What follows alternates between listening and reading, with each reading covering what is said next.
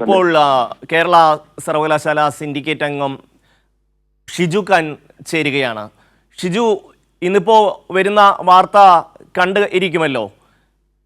വിവിധ VC-മാർ അവർ സേവാഭാരതിയുടെ വിവിധ ജില്ലകളിലെ പരിപാടികളിൽ പങ്കെടുക്കുന്നു, ഉദ്ഘാടകരാകുന്നു, ഈ സേവാഭാരതിയെ വാനോളം പ്രശംസിക്കുന്നു ഒക്കെയാണ് നമ്മൾക്ക് കാണാൻ കഴിയുന്നത്. ഷിജു, ഈ വൈസ് ചാൻസലർ സ്ഥാനം വളരെ ഉന്നതമായ ഒരു പദവിയാണ്. UGC-യുടെയൊക്കെ പിന്നെ ഗൈഡ് ലൈൻ ഒക്കെ വരുന്നതിന് മുമ്പ്, റെഗുലേഷൻ വരുന്നതിന് മുമ്പ് തന്നെ കേരളത്തിലെ യൂണിവേഴ്സിറ്റി വൈസ് ചാൻസലർമാർ ഏറ്റവും പരമമായി ബഹുമാനിക്കപ്പെടുന്നവരും ആദരിക്കപ്പെടുന്നവരും അതോടൊപ്പം ഉന്നത പിന്നെ വിദ്യാഭ്യാസ രംഗത്ത് പണ്ഡിതന്മാരും ഒക്കെയായ ദേശീയ അന്തർദേശീയ പ്രശസ്തരാണ് അത്തരം പദവികളിൽ ഇരുന്നിരുന്നത്. അപ്പോൾ ആ പദവിയുടെ മഹാത്മ്യം എത്ര വലുതാണെന്ന് തങ്ങളുടെ പൂർവ്വസൂരികളോട് ചോദിച്ചാൽ വൈസ് ചാൻസലർമാർക്ക് ബോധ്യപ്പെടും.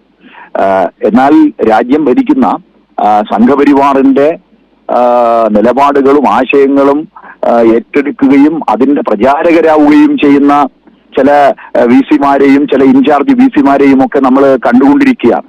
ദൗർഭാഗ്യകരമാണ്. ഇത് ഉന്നത വിദ്യാഭ്യാസ മേഖലയ്ക്ക് യോജിച്ച കാര്യമല്ല. തീർച്ചയായും ഈ പരിപാടിക്ക് ക്ഷണിക്കുമ്പോൾ സാമാന്യമായി അതിൽ പങ്കെടുക്കാൻ കഴിയില്ല എന്ന് പറയേണ്ടുന്ന ചുമതല ഇവർക്കുണ്ട്. കാരണം RSS-മായി പ്രത്യക്ഷത്തിൽ തന്നെ ബന്ധമുള്ള ഒരു സംഘടനയാണ് സേവാഭാരതി എന്നുള്ളത് എല്ലാവർക്കും ബോധ്യമുള്ള കാര്യമാണ്. അപ്പോൾ തങ്ങൾ ഇത്രയും ഉന്നതമായ ഒരു സ്ഥാനത്തിരിക്കുന്ന സാഹചര്യത്തിൽ അവരുടെ ക്ഷണം ഒഴിവാക്കേണ്ട ആൾക്കാർ പകരം അവിടെ ചെന്ന് ഈ സംഘടനയെ വലിയ തോതിൽ പ്രശംസിച്ചു എന്നുള്ള വാർത്തകളാണ് വരുന്നത്. ഓരോരുത്തർക്കും നിയോഗിക്കപ്പെട്ടിരിക്കുന്ന, ഓരോരുത്തർക്കും അർഹിക്കുന്ന ചുമതലകൾ കൃത്യമായും നമ്മുടെ വ്യവസ്ഥാപിത നിയമങ്ങളിലും ചട്ടങ്ങളിലും വിശദീകരിക്കുന്നുണ്ട്. ഒരാൾ വൈസ് ചാൻസലർ ആയാൽ എങ്ങനെ പെരുമാറണം, അദ്ദേഹത്തിന്റെ ചുമതലകൾ എന്താണ്, അദ്ദേഹം പ്രവർത്തിക്കേണ്ടത് ഏതെങ്കിലും ഒരു സംഘടനയുടെ പ്രതിനിധിയെ പോലെയാണോ അതോ ഒരു കൂട്ടായ സമൂഹത്തെ, പ്രത്യേകിച്ചും അക്കാഡമിക് സമൂഹത്തിന്റെ നേതൃത്വമാണ്.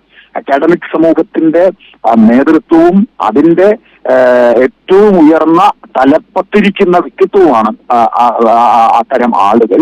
അവര് ഏതെങ്കിലും പ്രത്യേകിച്ചും സംഘപരിവാറിന്റെ ആശയങ്ങളും അതിന്റെ പ്രചാരണവും അതിന്റെ ഭാഗമായി സംഘടിപ്പിക്കുന്ന കാര്യങ്ങളിലുമൊക്കെ പങ്കെടുക്കുകയും അതിന്റെ തന്നെ ഒരു പ്രഭാഷകരായി തീരുകയും ചെയ്യുന്നത് ഉന്നത വിദ്യാഭ്യാസ മേഖല നേരിടുന്ന വലിയ ദുഃഖകരമായ സാഹചര്യമാണെന്നാണ് എനിക്ക് പറയാനുള്ളത്.